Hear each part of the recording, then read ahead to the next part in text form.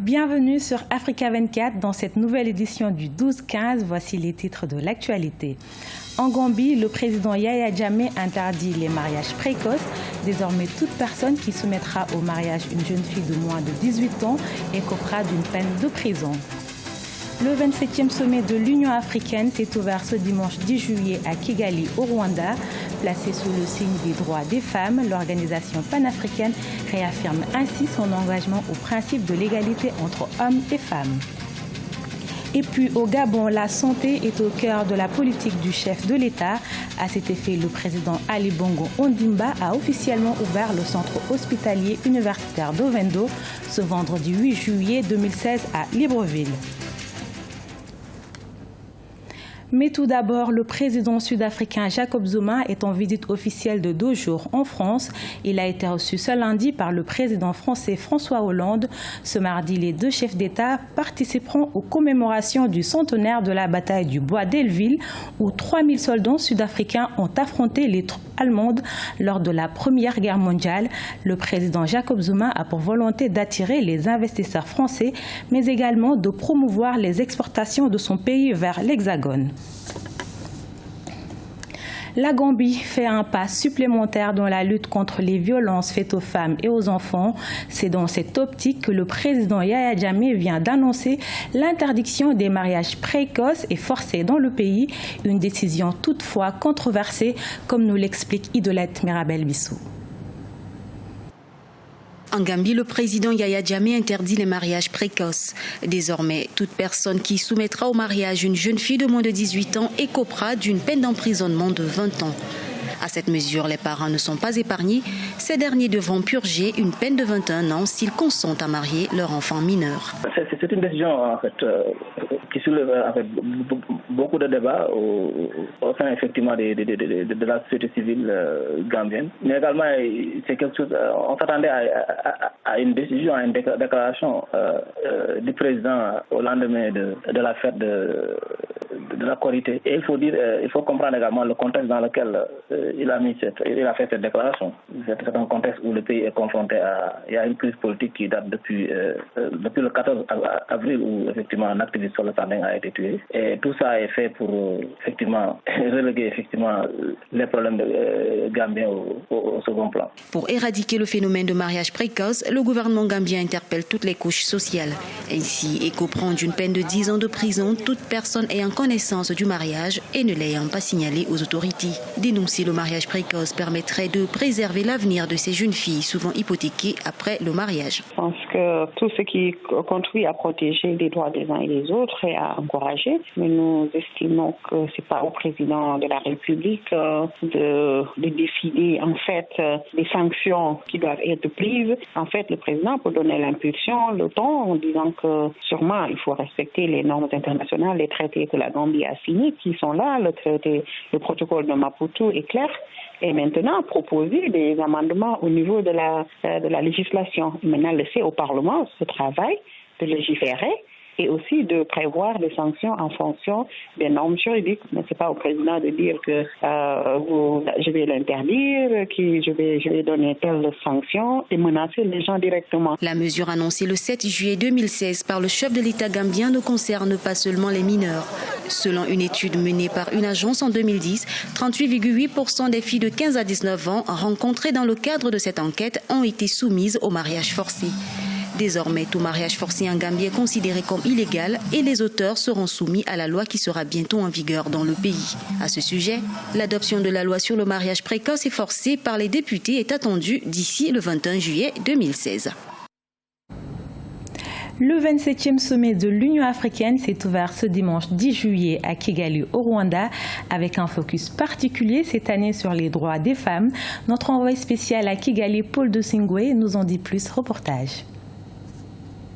C'est un sommet axé sur les droits de l'homme en Afrique, avec un accent particulier sur les droits des femmes. Le 27e sommet de l'Union africaine qui se tient à Kigali au Rwanda jusqu'au 18 juillet 2016 entend donc œuvrer pour l'amélioration des droits des femmes sur le continent et leur participation dans les questions d'intérêt national et régional. L'acceptation de la femme dans les instances de décision traîne encore parce que c'est un domaine, c'est resté une chasse gardée pendant longtemps par les hommes. Et aujourd'hui, on essaie d'entrer, mais c'est vraiment difficile. Mais je pense que les choses sont en train de changer. Il y a une nouvelle génération qui est en train de venir, où j'espère que dans cette nouvelle génération, quand elle prendra les choses en main, on ne parlera plus de distinction homme-femme, on parlera plutôt des défis de développement, des défis de transformation de notre continent. Ces dernières années, l'Union africaine s'est investie dans l'amélioration de la situation des femmes sur le continent. Elle a nommé une envoyée spéciale chargée des femmes, de paix et de la sécurité en Afrique. En 2003, l'organisation continentale a réaffirmé son engagement au principe de l'égalité entre les hommes et les femmes en élisant 5 femmes commissaires et autant d'hommes. Mais si la question du genre et des droits des femmes meuble ce 27e sommet de l'Union africaine, c'est surtout parce que certaines mesures ne sont toujours pas ratifiées par plusieurs pays. C'est le cas du protocole de Maputo. Il vise essentiellement à incorporer et améliorer les droits des femmes dans leurs différents combats en Afrique. Nos pays ont fait des progrès au plan des textes, au niveau des lois, mais il est question de passer de la parole à l'acte. Nous ne trouvons pas normal qu'en 2016, qu'il n'y ait que 5 pays qui ont donné un rapport sur le protocole de Maputo, sur les 54. Nous trouvons ça encore pas bien.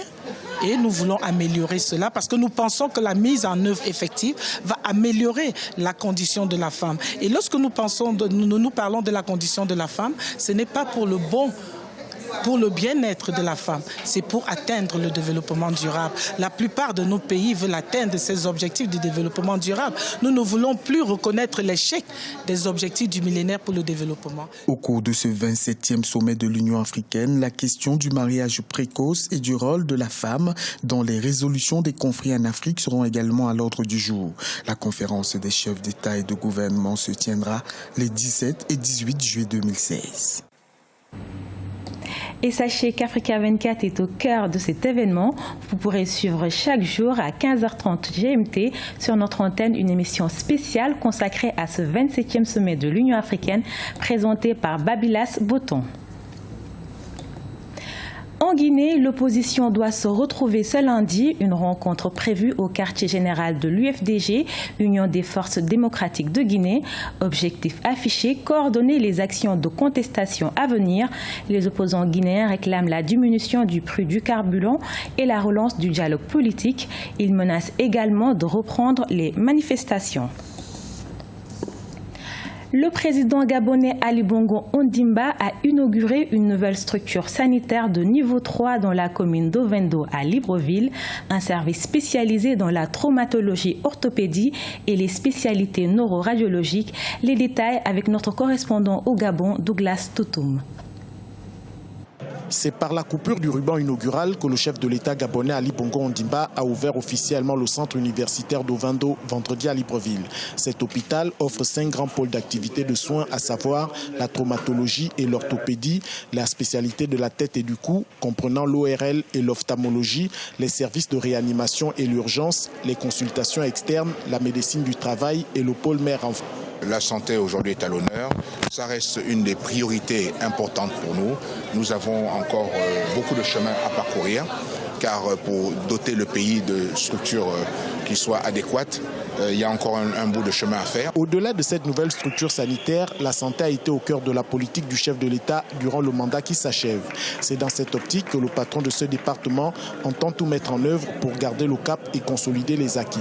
Centre hospitalier universitaire Ovendo vient s'inscrire avantageusement au sommet de la pyramide des structures de santé, aux côtés des réalisations précédentes que sont le CHU de Libreville et celui d'Angolje.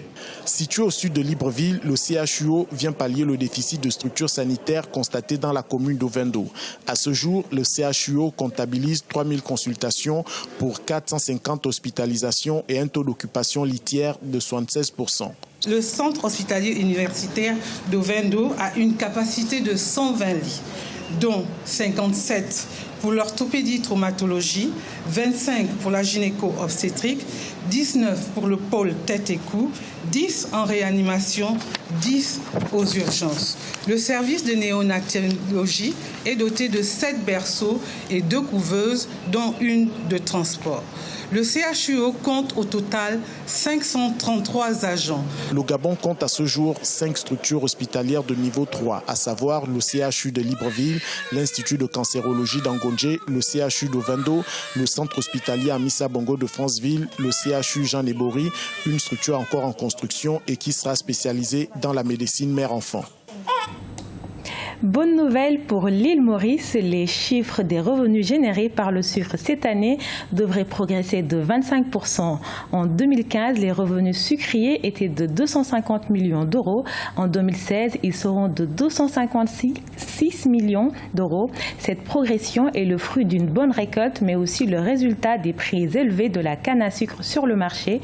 Le sucre emploie près de 12 000 personnes et génère 1,8% du produit intérieur brut de l'île.